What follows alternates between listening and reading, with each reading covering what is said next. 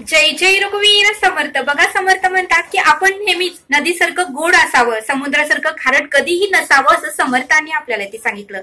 बघा, समर्थ म्हणतात की नदी ही छोटीच असते, पण त्याचं पाणी सर्वजण पितात, मुंग्या पितात, जंगलातील प्राणी पितात, पशु पक्षी पितात, नाही तर मनुष्यही त्या नदीचंच पाणी पितो। पण एवढा मोठा समुद्र आहे आणि खारट पाण्याने पूर्णपणे भरलेला आहे, पण त्याचं पाणी मात्र मुंगीही पित नाही, जंगलातील प्राणीही पित नाहीत, पशु पक्षीही पित नाहीत आणि मनुष्यही पित नाहीत।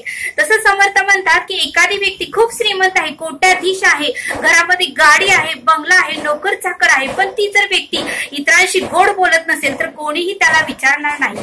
पण एखादी जर व्यक्ती झोपडीत राहत असेल आणि ती मात्र सर्वांना मदत करत असेल, सर्वांना गोड बोलत असेल, त्यावेळेस त्या व्यक्तीच्या अडचणीच्या वेळेस सर्व जग त्याला मदतीला धावत येईल। म्हणून समर्थ म्हणतात की नदीसारखं आपण गोडच असावं, समुद्रासारखं खारट नसावं, असं समर्थांनी आपल्याला ते सांगितलं।